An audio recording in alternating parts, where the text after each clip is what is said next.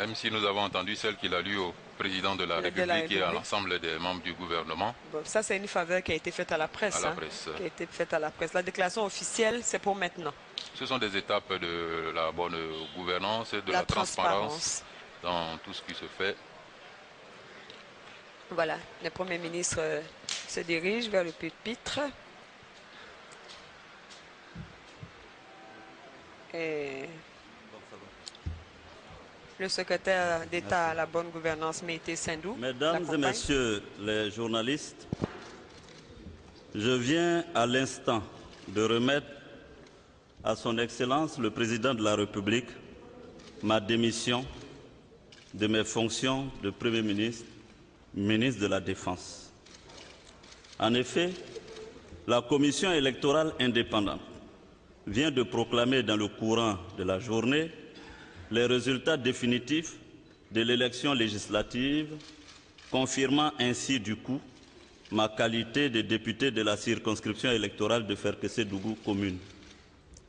Aussi, voudrais-je d'emblée dire toute ma satisfaction face à l'excellent travail accompli par toutes les institutions impliquées dans le processus électoral, mais aussi ma joie de noter que notre pays vient ainsi de franchir avec bonheur une étape essentielle dans notre quête commune de démocratie.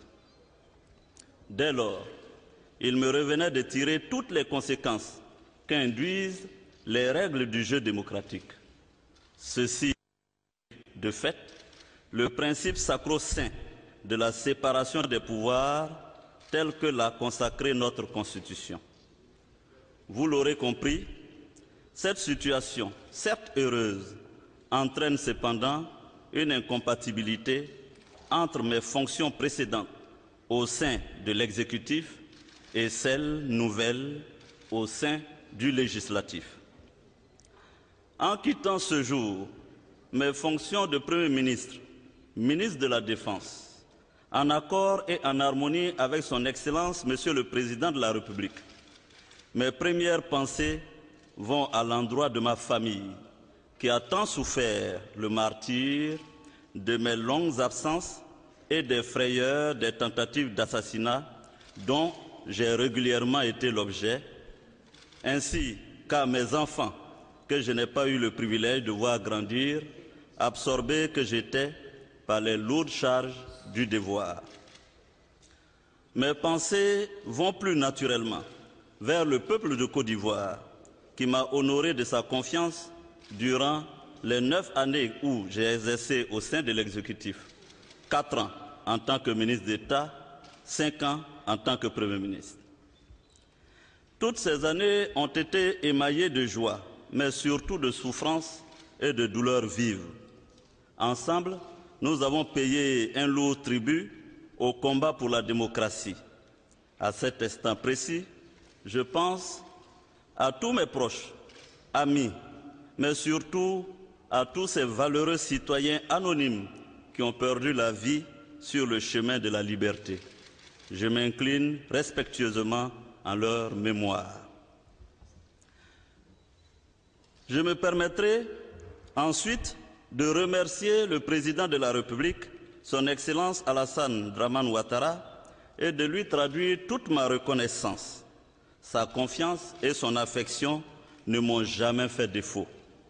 Il m'a inculqué une autre vision de l'État et a forgé ma capacité à aborder les questions de développement du pays autrement. Je me dois de faire du reste une mention spéciale à mes compagnons et frères des Forces Nouvelles, MPCI, MPIGO, MJP, qui ont mené le juste et noble combat. Je remercie aussi toute la classe politique nationale et le président Bédié qui m'ont soutenu.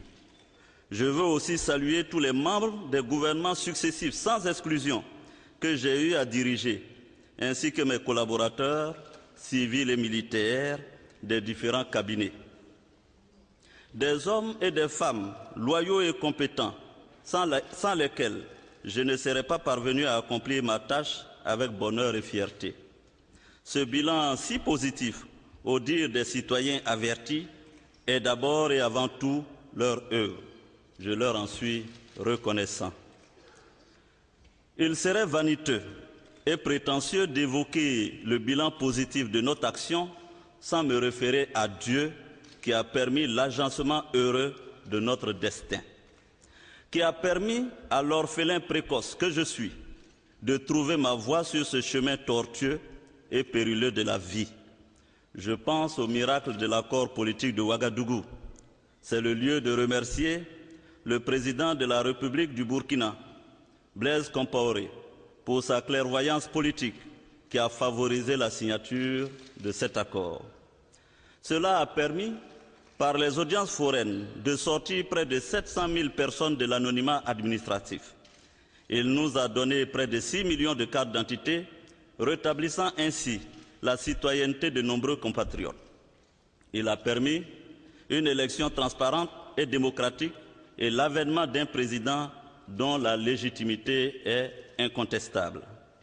Mais surtout, ce combat a restitué la dignité à ces millions d'Ivoiriens qui s'étaient sentis humiliés et trahis par leur patrie toutes ces années durant. À tous, je dis merci pour les sacrifices consentis. Je ne serai pas complet si je ne fais pas mienne la sagesse qui dit qu'on ne peut servir sans nuire.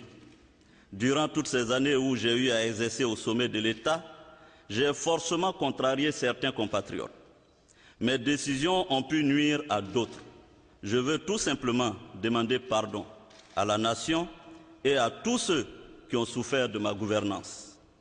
Je prie Dieu pour qu'il trouve en ces petits mots simples, mais qui viennent du fond du cœur, l'apaisement.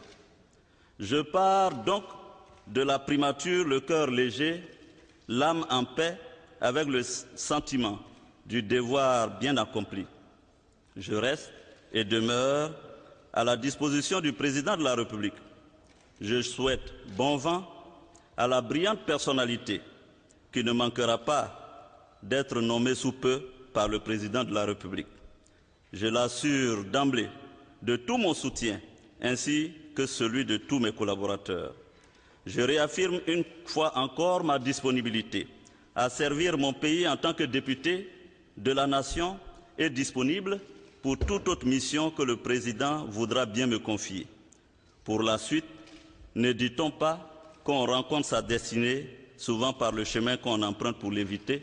Alors, laissons le destin s'accomplir. Merci à tous du fond du cœur. Message que celui que vient de délivrer le Premier ministre Soro Guillaume. Voilà, le Premier ministre qui vient d'annoncer sa démission selon le principe de la séparation stricte des pouvoirs. On le disait tantôt, 3 pouvoirs, exécutif, législatif et judiciaire. Le Premier ministre qui fait sa sortie. L'homme qui part ainsi, seul, à bord de sa voiture personnelle, aura marqué de manière profonde et déterminante la dernière décennie de l'histoire de la Côte d'Ivoire indépendante.